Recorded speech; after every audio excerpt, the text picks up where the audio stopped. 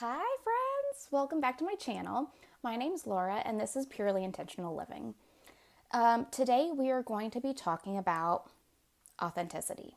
Okay, we're going to talk about what authenticity is. We'll talk about what authenticity feels like, sort of what authenticity looks like, and how you find your own authentic self. It came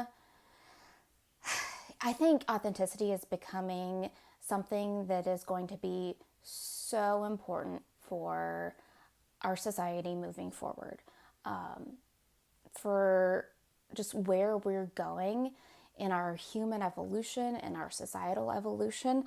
I really think this idea of the individuals having an idea of who they authentically are is going to be of the utmost importance in helping us shape a society that honors our individuality.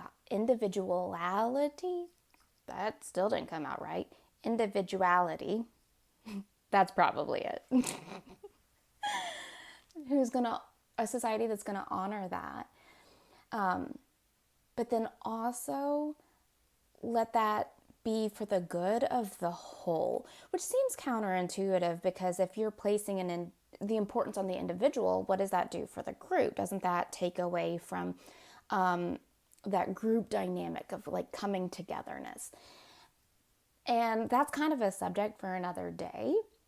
But I do think that by us going through the process of finding our own authenticity, it by nature comes to a point where we stop passing judgment on ourselves, and that helps translate to us not passing judgment on others.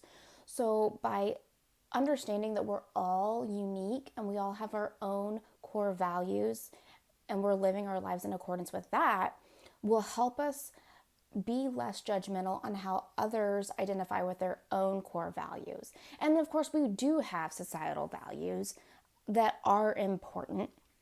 But that kind of it's so complex. That goes a little bit beyond what we're going to talk about today. Right now, we're just going to talk about authenticity for ourselves. And so that's what we're going to do today. I hope you're really excited about this. I hope that it helps you kind of understand your own motivations and behaviors and start to come to an idea of who you truly are to yourself. So I hope you're ready. So let's go ahead and answer the question, what is authenticity?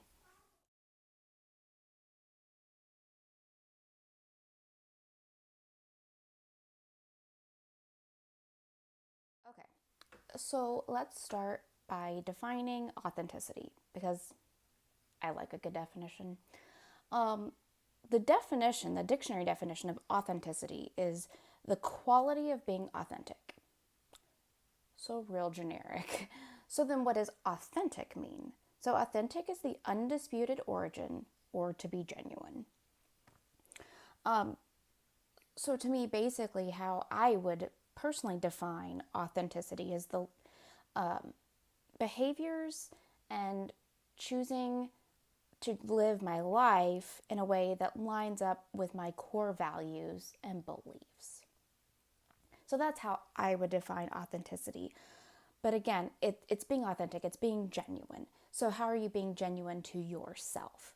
Is pretty much how you kind of define authenticity. This pretty much sums it up. So, what is authenticity? It's a really complex topic. It's complex because we are individuals and we each have our own experiences. We have our perceptions about those experiences, and they're going to play out in our brain in a very unique way to every single one of us. So it's complex, but also that it's the opposite of conformity. Okay?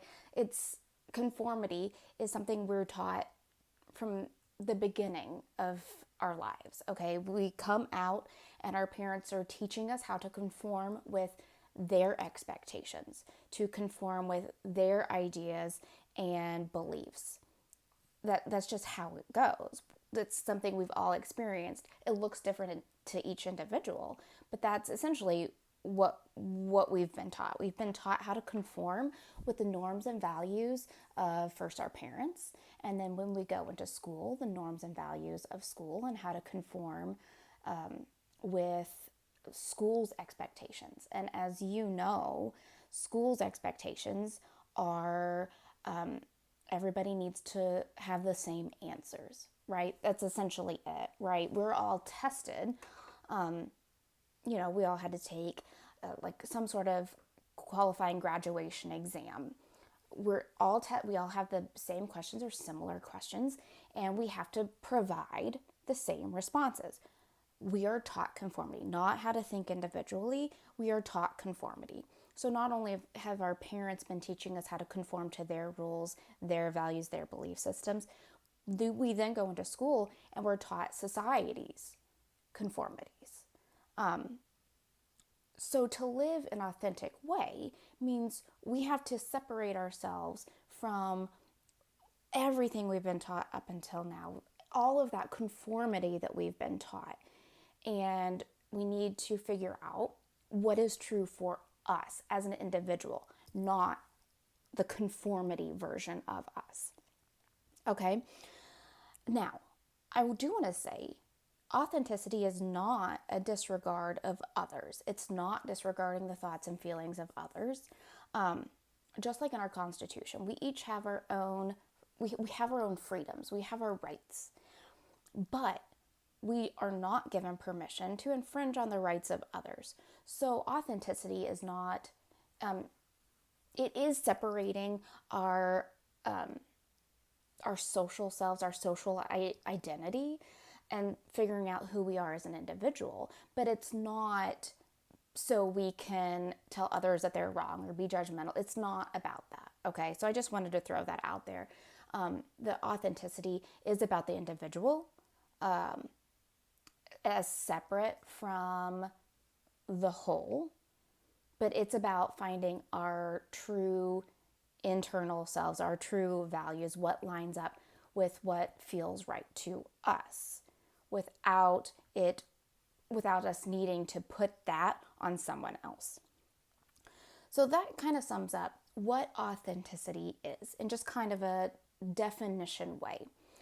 Now, it's going to look different to every single person. And that is counter conformity. That's counter what we've been taught how to do.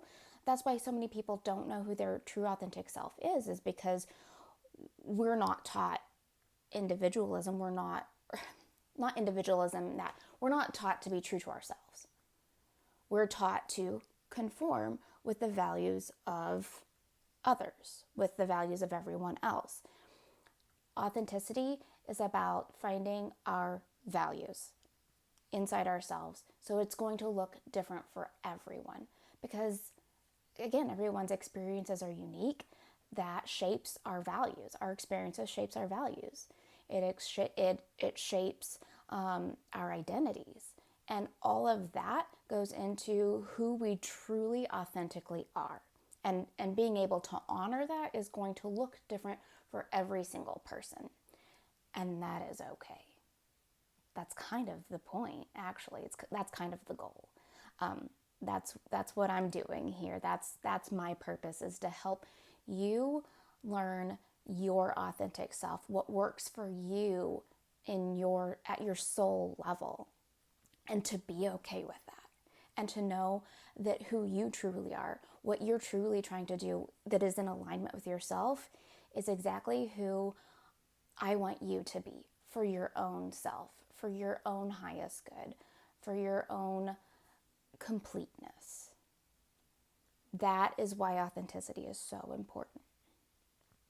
So the next question we have is, what does authenticity feel like?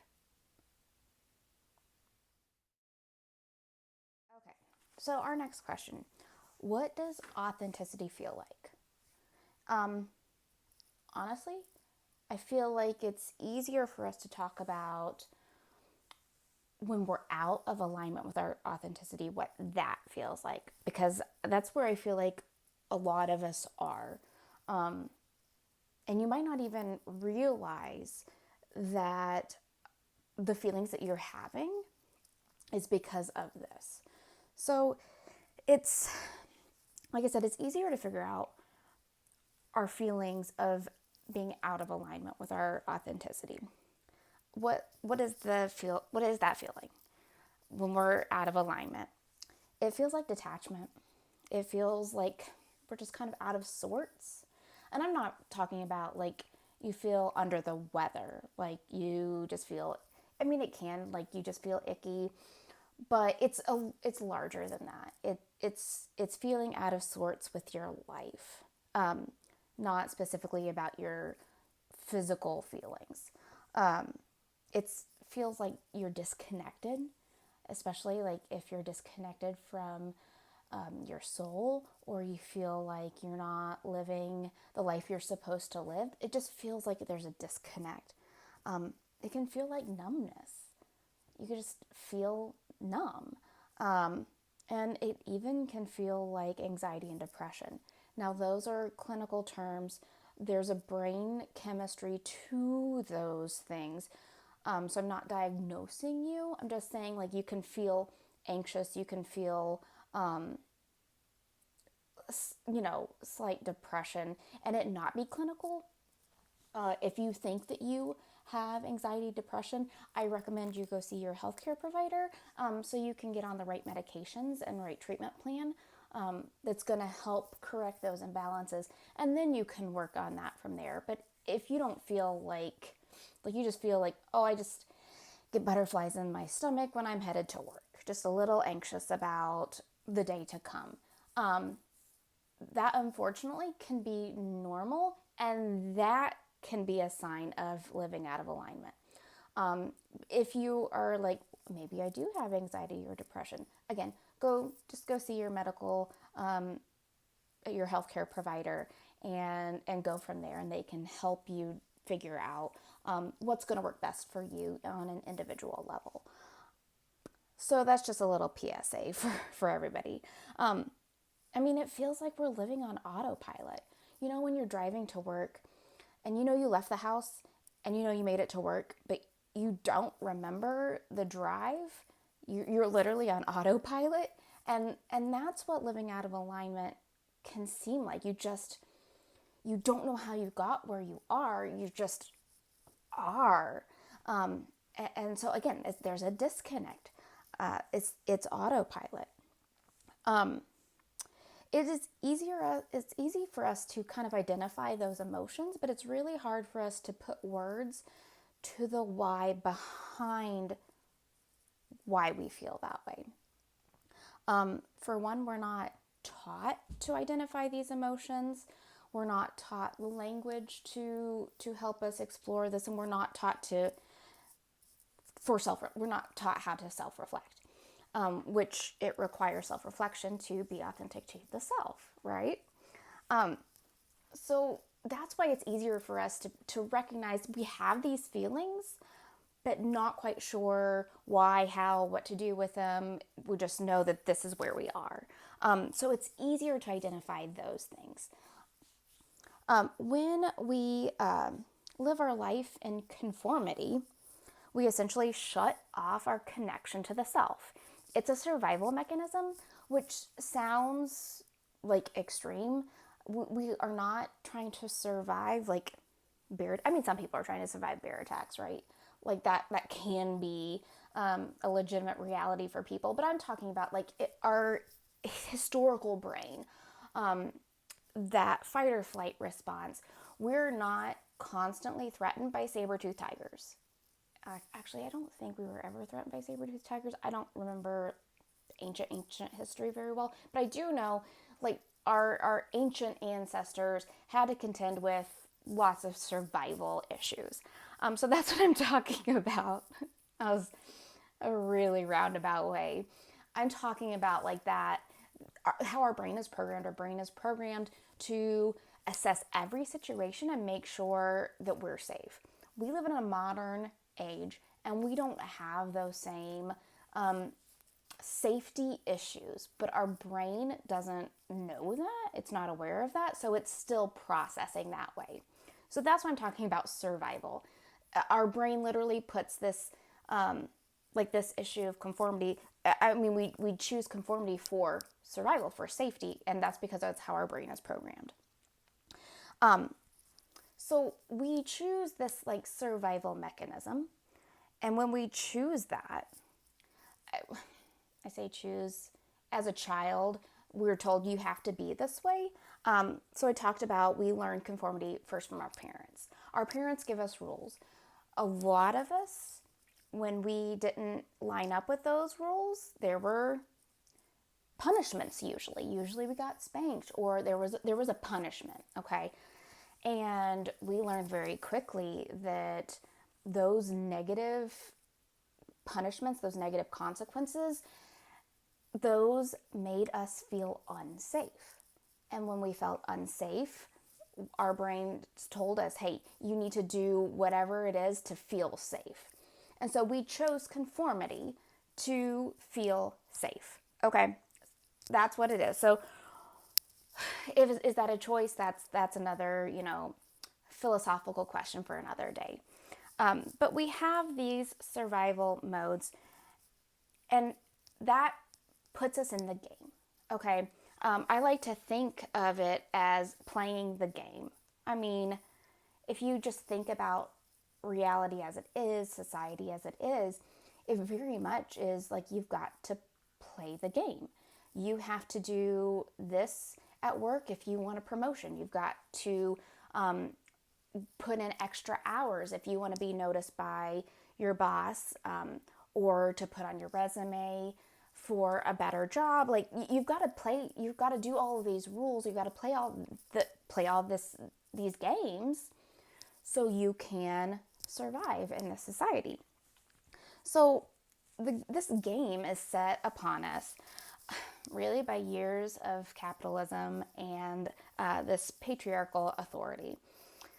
And I do have a little bit to talk about that. This is not like a political thing. This is just, again, a societal approach that I want to remind you of. So let's talk about what I mean when I say this patriarchal authority. Okay, so real quick, what do I mean with patriarchal authority? I'm not against men or masculinity or anything like that. That's not what that means. This patriarchal authority, I most associate it with unbalanced Mars energy. Okay, so Mars being the god of war and aggression. So with this kind of patriarchal, unbalanced masculine energy, it puts us in a constant fight or flight survival mode. Okay, again, Mars, god of war and aggression. We have to fight for survival. We have to fight to get the raise. We have to be the best in our company if we want to get that bonus. Like we're pitted against one another, and that's kind of what I'm talking about. So I think you can identify with where you see that in your own life. And I'm really just talking about an unbalance between kind of these masculine ideas and feminine ideas. And again, it has nothing to do with male, female, or feminism. It's not about that. It's just about these kind of masculine and feminine energy ideas. So I hope you're sticking with me. If not, just we'll get back to like authenticity here in a second. So we need a balance with our masculine and feminine. So we need the patriarchy. We need these patriarchal ideas in alignment with these matriarchal ideas. When they're unified, when they are of equal status, that would be balance. But we know, we see it in our society, and societies all across the board, where a patriarchy is here and matriarchy is down here. Like there is that disconnect, there's that unbalance. So we don't have that equality between that masculine and feminine ideas. And when those kind of things are out of balance, again, it puts us in constant fight or flight, aggression, rage. Like those are more prominent ideas, putting us in survival mode, not allowing us to reflect on ourselves because that's not in our brains safe for us to do. So that's what I'm talking about when I say this like patriarchal authority has really shaped this idea of conformity. If we had that balance between the masculine and feminine, it would balance out that fight or flight response for everybody as a whole. So that's kind of what I mean. I think when we're talking about playing the game, that is a Mars energy, a god of war and aggression type of energy. When we're playing the game, we're conforming and we're not in alignment with who we truly are because, again, our brains are telling us it's not safe to do so.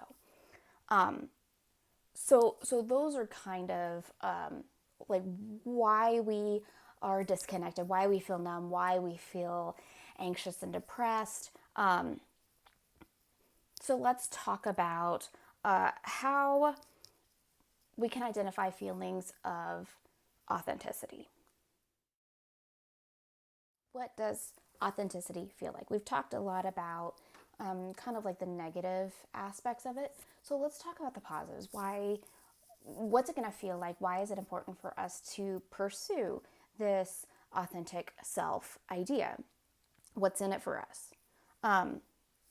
So again, it's really difficult for us to use words to identify why we're feeling a certain way, okay? For all of the reasons I've already talked about. So words are difficult when we're talking about our emotions and feelings because we're not taught how to put words to that. We have to really parse through our perceptions and taught paradigms to kind of figure out the why. Okay, so that's why the words are difficult because there's a lot of, again, self-reflective work that we'll talk about here in a little bit to figure out like the why and really understand our authentic self. But it feels like living your true authentic self. It feels like peace.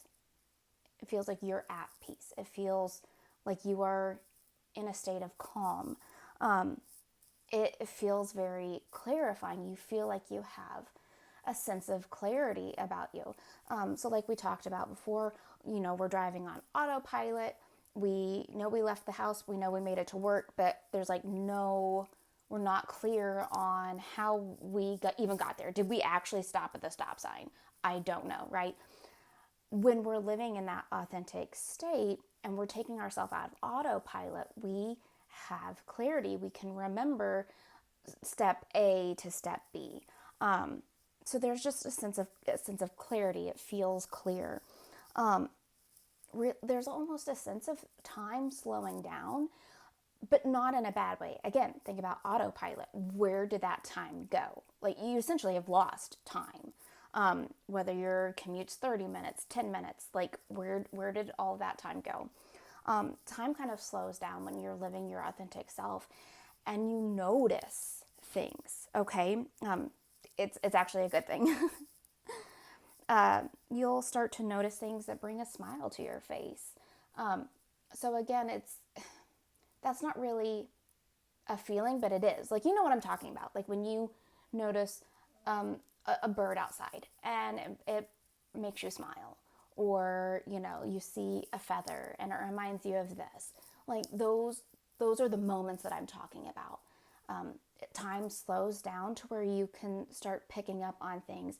And those things help you feel calm, help you feel at peace, help you feel happy, content with life. Content is a really important word when we're talking about living our most authentic self. So that's what authenticity feels like. What does it look like? Essentially, it's behaving in an emotionally regulated way. to put it in simple terms, like that's what it looks like. What does that even mean?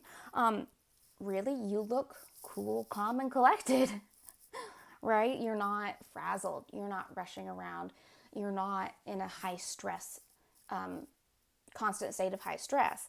You are calm. You're at peace. And others will see it more than you will see it. You'll feel it. And others will feel it to an extent, but you will feel it more than you'll see it, and others will see it more than feel it, right? Because your authentic self isn't for them, it's for you, but they will pick up on that you're feeling calm. That's what I'm talking about.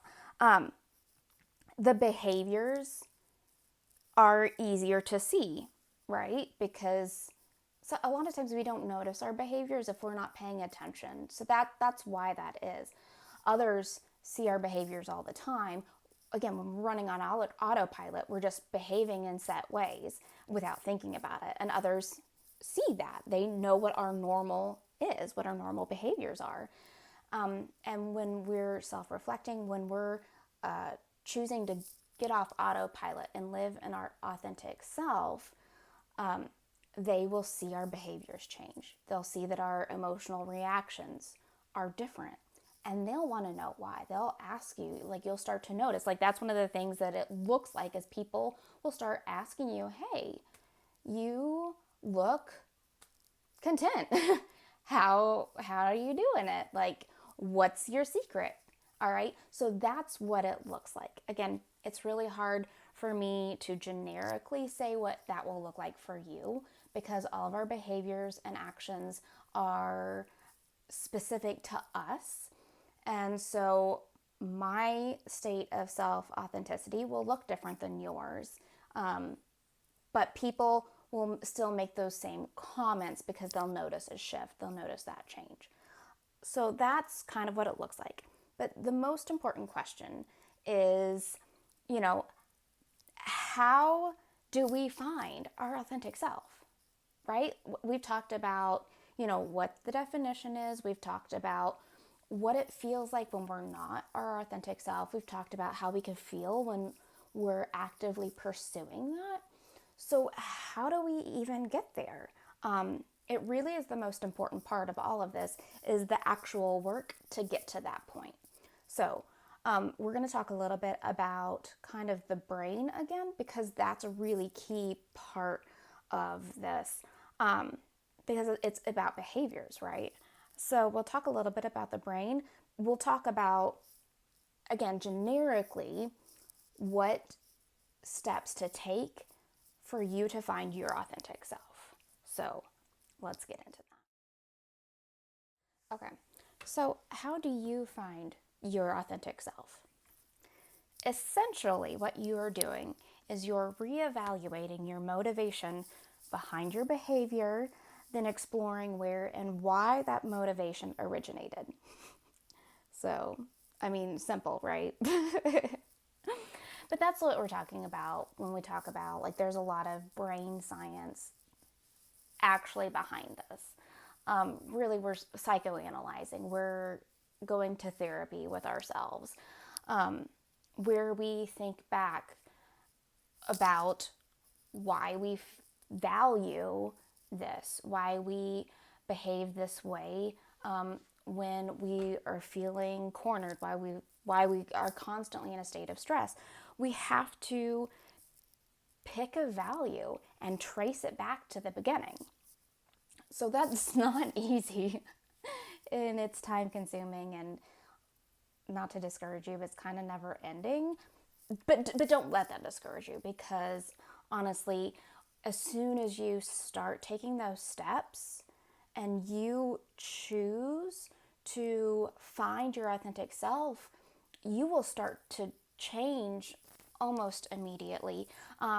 It won't be overnight. It won't be like extreme, but every step you take, you'll become more and more aware of your motivations and aware of your behaviors. and you can choose how to respond instead of it just being a spontaneous reaction. Okay. So, we talked about our brain structures things for survival, okay, especially as a kid. When we go back and we trace back our motivations to the origin, we can decide if that's like an old program that we established for survival. So, what does that mean? Like I said, from the moment we're born, basically, our parents were teaching us we need to behave this way because we'll get this reward, or we need to behave this way because otherwise we'll get punished. Those are programming our brain, okay? And again, it's for survival. We need to feel safe. When we get rewarded, we know and this isn't like a choice, it's not something that we're actively thinking, but this is how our brain is processing it. When our parents are pleased with us, they're more likely to protect us. Again, it's going back to that survival safety thing. And we live our life in that model until we choose to change it.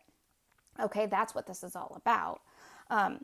So when we can establish that there's an old program and it was just for survival, then we can choose to, okay, we can see how that shapes all of our subsequent choices. But we could also decide that, hey, that motivation helps me live in most connection to myself. A lot of times we don't find that from a child because, again, that infant is all about survival, so it's not processing. I can choose not to conform to my parents' whims because it's out of alignment with me. We don't really think that way, so that's why these are so prevalent, and that's why it's so important for us to choose to find our authentic self, because we don't need to conform anymore. That conformity leads to disease, okay? So that's kind of the process. Now, this is generic, right? I'm just generically saying you need to find a motivation, trace it back to its origins. Okay, find a behavior, find the motivation behind that behavior, trace that to the beginning. That is very generic. What does that mean? So we'll talk we'll kind of discuss a little bit of a scenario where we could look at this, but it's unique to every one of us because we are the only ones that have our experience and our perception of that experience.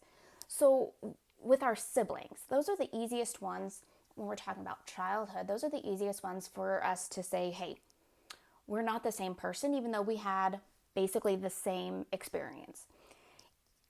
Even though we may have had the same experience, our individual perception of that plays a huge part in what our brain does with that information. So that's how we can be so different from our siblings, even though we share the same background. A lot of it is our perception, and we're not even talking about reality. Our reality may have been very different, but if our perception said that was scary, our brain is going to remember that. Whether we were actually in danger or not, our brain is going to remember we were scared. It felt unsafe. I mean, it's as simple as that. So this process really helps us practice patience. It helps us practice gentleness. It helps us practice gentleness with ourselves. And it helps us find self-love. Because if we take out our analytical brain, if we just look at this almost like a third party, you look back at your childhood and this one experience, we have a lot of emotional ties to that experience. And those emotions kind of cloud our clarity. It's kind of hard for us to see in an unbiased way. So if we can kind of get out of that judgment state and into a self-compassion or just a compassionate state, it'll help us be more gentle. I understand that this influenced me. There's no judgment here. It happened. This is how I felt about it, and this is how it has shaped me. You're taking a step back. So instead of it being about your perception, it's more of a bigger picture. Perception is in the moment. We want to look at the bigger picture. To do that, we have to practice taking judgment out of that, which is, again, easier said than done. But when you choose to live in an authentic way, you choose to go back and maybe not necessarily relive those experiences, but you choose to go back and understand them. And there's a lot of healing that happens with that.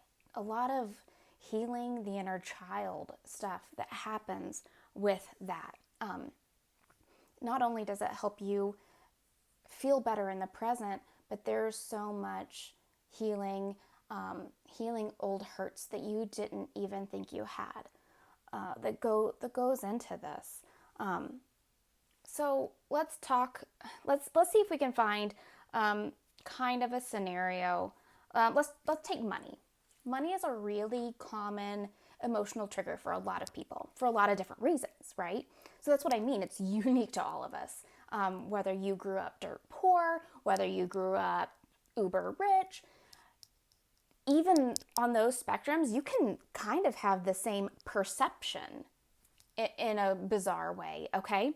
So that's what I'm talking about. It's unique. It doesn't matter. So like you can take two people that both came from no money, from low income, and they can have a very different adult idea of money because their perceptions were different, even though their experiences were the same. But money is a really common one. So let's say you go to your job, you go to your career that you've worked towards, and there are parts of it that you really do enjoy, but you hate going. Why? You've got to start with asking, why is that? Where is this coming from? And a lot of us have issues, emotional triggers around money because it's so important in our society. It's so important for survival. We have to have shelter, we have to have food, we have to have clothes. Like it's a survival thing. So that's why money is so big for pretty much everybody, because of that survival mode. So look at money. When you think of the word money, how do you feel? What emotions are coming up? Remember, it's easier for us to identify emotions than to put words to the why. So just reflect on, do I feel anxious? If I feel anxious, that means I don't feel secure. If I feel just really, really down, I feel lack, then that means you feel like you don't have enough. You are struggling with that kind of security. All right. Think back to your childhood. Was there a moment, is there something that you remember where you're like, yeah, as a kid, I was eating ketchup sandwiches. Those were my meals, ketchup sandwiches. Because bread, cheap. Ketchup, cheap. All right. So now we can understand that we have felt lack of security from a really young age. By knowing that, we can find that motivation there. All right. We know where that behavior kind of originated. We knew our motivation for wanting to make money is because we felt lack. That lack was really scary. It left us feeling insecure and unsafe and unsure about the future. So maybe you compensated by that by pushing yourself, by always striving for more, and you feel like you can never have enough money. You have a good job, There are parts of it you really enjoy. You feel like you don't ever have quite enough because you never know what's going to happen in the future. And that can color the way you feel about your job, okay? So we can identify that when we can say, you know what, that lack, that feeling of lack has really made me not see what I do have. We have to get out of like thinking about the future, and because the future is uncertain, and when we put too much emotion in the future, it makes us make poor choices. We need to focus more on just right now, in this moment, and that's where we find our authentic self. That's where we find our values, is in the singular moment. So with that lack, that feeling of lack, you've not been able to see the abundance that you have in your life at this moment. And because you're constantly feeling like you've got to get higher and higher and higher, you're not able to enjoy your job because you're striving for something that you'll never reach because you're always thinking more, okay? When we can reshape those ideas, when we can appreciate right now, we have enough. We have enough for tomorrow. We have enough. You'll feel calmer. You'll appreciate your job more, your career more, so therefore you'll be happier. You'll be more content. It's not even about like being super happy all the time. It's really about finding contentment, because contentment is a lasting feeling. Being content will last. Happiness is something that you find in one moment, just like sadness is something that happens in that moment. Now, we integrate those into our lives. I'm not disregarding that.